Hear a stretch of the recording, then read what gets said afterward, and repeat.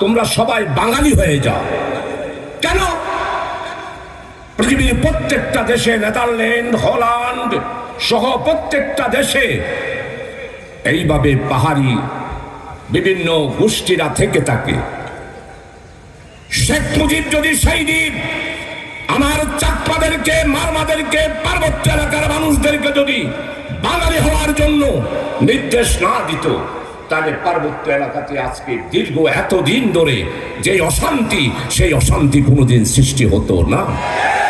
কই পাকিস্তান আমলে তো কই কোনোদিন আমাদের এই অঞ্চলে বিশৃঙ্খলা হয় নাই, ইনসার্জেন্সি কোনো প্রোগ্রাম হয় নাই। রাঙ্গামাটির রাজাবাবু, বান্দরবনের রাজাবাবু, খাগড়াছড়ির রাজাবাবু, আমাদের তৎকালীন সেই পাকিস্তান আমলে যারাই ক্ষমতায় ছিলেন তাদের সাথে একটা সম্পর্ক ছিল। কিন্তু মরহুম শেখ মুজিবুর রহমান ৭২ সালে আমার চাকমাদেরকে, মারমাদেরকে, তঞ্চুয়াদেরকে, মুরুংদেরকে, বনদেরকে এইভাবে করে বাঙালি হয়ে যাওয়ার কথা বলার কারণেই আপনারাই বলেন আমরা চট্টগ্রামের মানুষ, আবার ওই দিকে আছে নোয়াখালী, কুমিল্লা, লক্ষ্মীপুর। আমাদের চট্টগ্রামের ভাষা আলাদা, আপনাদের ভাষাও আলাদা। আমাদের চট্টগ্রামের ভাষার সাথে আপনাদেরই ভাষা।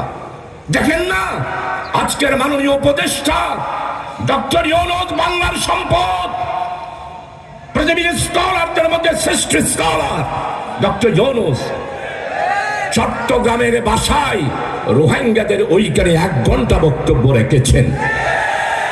এখন তো আর কোনো বিরোধ থাকবে না। তাই আজকে বাংলাদেশ জামাত ইসলামীর সময় যেহেতু কম, বাংলাদেশ জামাত ইসলামী ভারপ্রাপ্ত আমির জামাত মরহুম আব্বাস আলী খান আমাকে রাজাবাবু অংশপুর কাছে আমাকে পাঠিয়েছিলেন 1991 সালে। দলিল ভাই আমার সাথে ছিলেন, মৌলানা চৌধুরী সাহেব উনিও আমাকে নির্দেশ দিয়ে এখানে পাঠিয়েছিলেন। আমাদের সাথে পার্বত্য এলাকার সমস্ত জনগোষ্ঠীর সাথে জামাত ইসলামের কোনো বিরোধ নাই। আমরা তাদের অধিকারও চাই, আর আমরা যারা এখানে বসবাস করি সমতল অঞ্চলের মানুষ, তারাও আমরা অধিকার চাই। আমার মানুষের পেটের খিদা যেমন, আমার চাকমা বারবার তাদের পেটের খিদাও একই।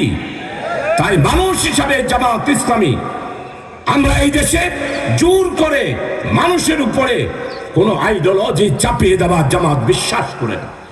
সেই দিন রাজাবাবু অংশপুর কাছে 1991 দলিল ভাই কি বেঁচে আছে?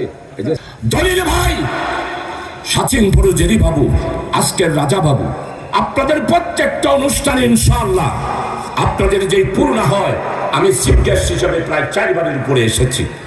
আমার আজকে স্পষ্ট বক্তব্য, যারা ক্ষমতায় গিয়েছে তারা আমাদের পাহাড়িদের উপর অত্যাচার করেছে, আর আমরা অপাহাড়ি সমতল মানুষ যারা আছে তাদের উপর অত্যাচার করেছে।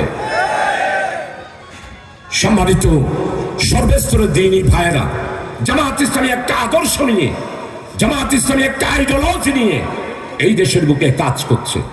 আমরা 83 বছর আগে যে স্লোগান দিয়েছি, এখনো ঠিক সেই স্লোগান আমাদের মধ্যে। আমাদের স্লোগানের স্পষ্ট কথা, আমরা মানবতায় বিশ্বাস করি, মানবাধিকারে বিশ্বাস করি, মানুষের অধিকারে বিশ্বাস করি। আমাদের অন্ন, বস্ত্র, বাসস্থান, শিক্ষা, চিকিৎসা, নির্বাচন, গণতন্ত্র, রাষ্ট্রীয় ব্যবস্থার ব্যাপারে আমাদের স্পষ্ট বক্তব্য রয়েছে। সম্মানিত প্রধান অতিথি আমাদের অধ্যাপক মিয়া গোলাম পরওয়ার এবং বিশেষ অতিথিবৃন্দ বিস্তারিত বক্তব্য আপনাদের সামনে রাখবেন। তাই জামাত ইসলামের ব্যাপারে আমার কর্মী ভাইরা যারা রয়েছেন, আপনারা আমরা চ্যালেঞ্জ দিয়ে বলতে পারবো, জামাত ইসলামের কর্মীরা কোন ধরনের পাহাড়ি যারা রয়েছে তাদের সাথে আমাদের কোনো সংঘাত হয় নাই। পাহাড়িদের জায়গা কারা দখল করেছে? 18 বছর যারা ক্ষমতায় ছিল তারাই দখল করেছে। 1972 সালে 75 সাল পর্যন্ত মরহুম শেখ মুজিব আপনি দুর্ভিক্ষ দিয়েছেন বাংলায়, আর দুর্ভিক্ষ দিয়েছেন আমার পাহাড়ি অঞ্চলে। আমার পাহাড়ি অঞ্চলে সেই দিন প্রায় 33,000 পাহাড়ি চাকমা মারমা দুর্ভিক্ষের কারণে 1973 সালে তারা নিহত হয়েছিল, মারা গিয়েছিল। 1974 সালে ওই শেখ মুজিব আওয়ামী লীগ আপনারা পাহাড়ি অঞ্চলে অস্ত্র উদ্ধারের নাম দিয়ে প্রায় 13,000 চাকমা এবং মারমাকে শেখ মুজিব হত্যা করেছে। তার পাশাপাশি আমাদের যারা অপাহারী এবং পাহাড়ি তাদের সবাইকে নির্বিচারে আওয়ামী লীগ অত্যাচার করেছে।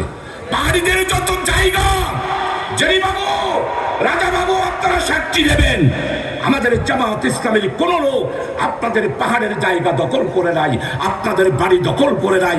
আজকে চ্যালেঞ্জ করে সেই কথা বলে গেলাম। জায়গা দখল কে করেছে বিস্তারিত বলবো না। যারাই ক্ষমতায় ছিল, বড় বড় পাহাড়, আজকে আসম আব্দুর রব জাসদের এই লামাতে যাওয়ার পথে 100 একর জমি আসম আব্দুর রব দখল করেছে। হাসানুল হকিরও 250 একর জমি দখল করেছে লামার মধ্যে। দেখান জামাত ইসলামের কোন নেতা এবং জামাত ইসলামীর আমার প্রিয় কর্মী ভাইয়েরা এখন যারা রয়েছে 53 বছরের ইতিহাসে বাদ দেওয়ার পরে 40 বছর ইতিহাসে আমরা জামাত ইসলামের লোকেরা, নেতা কর্মী সমর্থক, আমরা পাহাড়ি লোকদের কোনো জায়গা দখল করেছি, আপনারা তার প্রমাণ দিতে পারবেন? পারবেন না। সমৃদ্ধশালী আমাদের এই পার্বত্য এলাকা, আমাদের বান্দরবান জেলার সাথে আমাদের বিশেষ করে সাতকানিয়া, লোহাগাড়া, চন্দনাইশ, আর ওইদিকে কক্সবাজারের নাগপুরসরি, আলিপুর, লামা, সবার সাথে একটা আমাদের সম্পর্ক রয়েছে। পার্বত্য এলাকার মধ্যে সবচেয়ে বেশি সমৃদ্ধ এলাকা হলো বান্দরবান জেলা।